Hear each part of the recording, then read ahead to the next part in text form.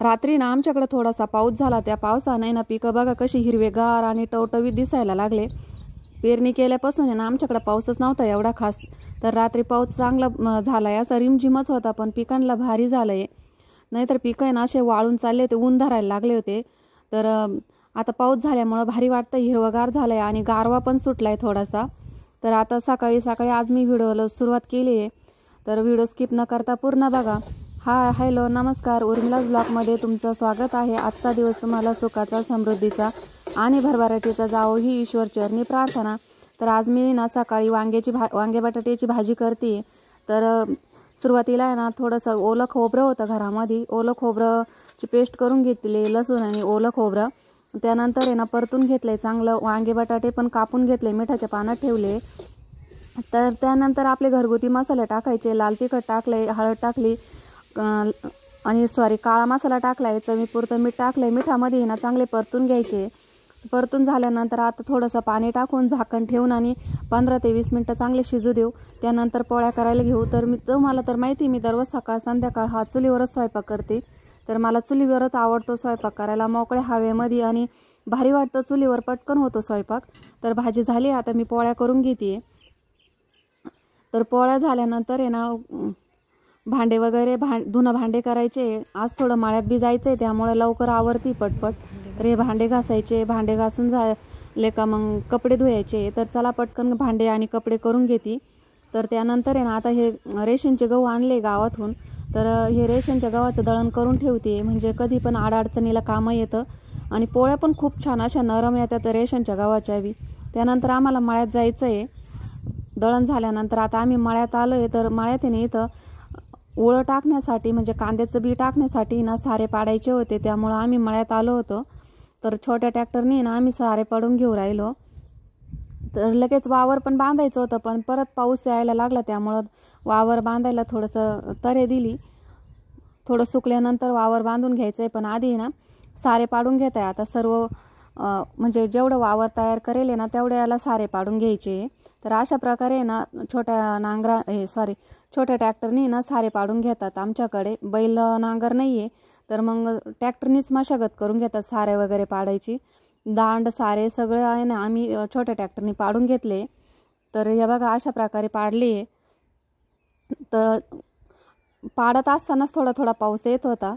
तर थोडं जास्तच झाला, म्हणजे बऱ्यापैकी झाला. एक भरणी केली आहे त्याने पिकांची, तर बऱ्यापैकी पाऊस झाला आहे. तर खूप दिवसापासून पाऊस नव्हता. रात्री पण झाला थोडासा आणि आत्ता पण झाला थोडासा, त्यामुळे थोडंसं बरं वाटतंय. पिकांना पण छान झालं आहे. म्हणजे शेतकरी आनंदित झाला पाऊस आला तर. नाहीतर आहे ना पिकं असे कोमजून चालले होते. मळ्यात पण कोणी येत नव्हतं लवकर. तर पाऊस झाला का ग? खूप पाऊस झाला. हा का? पाणी तुंबलं का?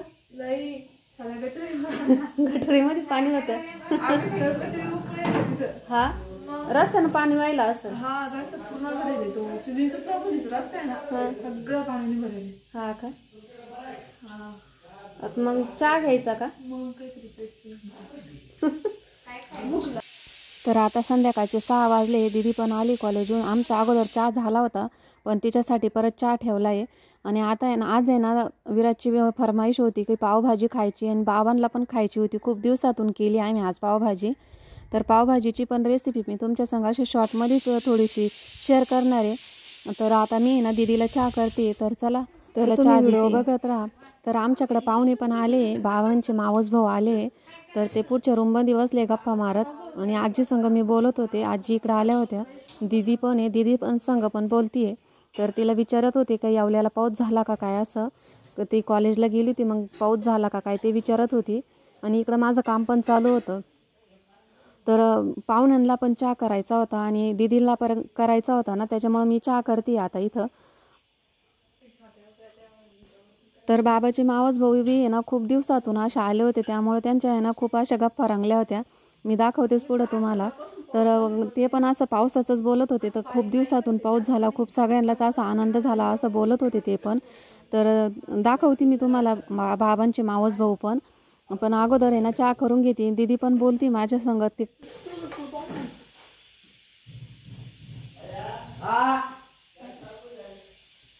हा काय काय गॅस भजी खाल्ली तव्यावर गरम करीत असते आहे ना करून करायचं जर काही असला बारीक ओळ जर ठोकवणी जर झालं ना ठोकवणी जर निबर झालं ना राहणारच नाही. तर मी आहे ना आता पावभाजीची तयारी करून घेते. बटाटे फ्लावर आणि ना टमाटे मी उकडायला टाकलंय. इकडे ना कांदा शिमला मिरची टमॅटो कापून घेते. दीदी पण माझ्यासंग बोलते. तर भाज्या पण उकडून झाल्या. हे बघा खूप छान अशा उकडल्या आहे भाज्या पण. तर आता ना मी मॅशरने मॅश करून घेते ह्या भाज्या. तर छान अशा मऊसूत शिजल्या त्यामुळे एवढी गरज नाही मॅशरची. पण मॅशरने ना एकदम प्लेन होत्या. तर तुम्ही बघितल्या ना हे बघा अशा प्लेन होऊन जातील.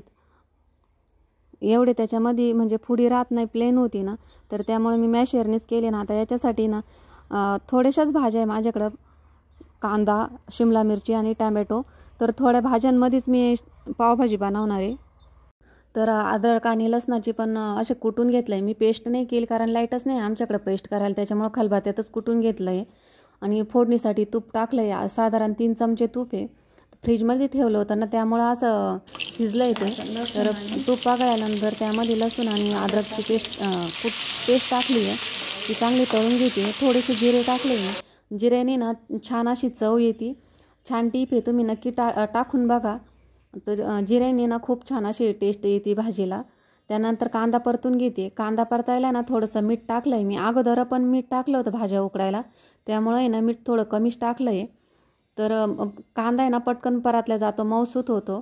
त्यानंतर कांदा परतल्यानंतर टमॅटो परतून घेतला. त्यानंतर लगेच शिमला मिरची टाकून दिली. ती परतून घेतली. शिमला मिरची आणि कांदा टमॅटो परतून घेतले चांगले. त्यानंतर मसाले टाकले. मसाले पावभाजी मसाला टाकला 2 चमचे आणि लाल तिखट मसाला टाकला 2 चमचे.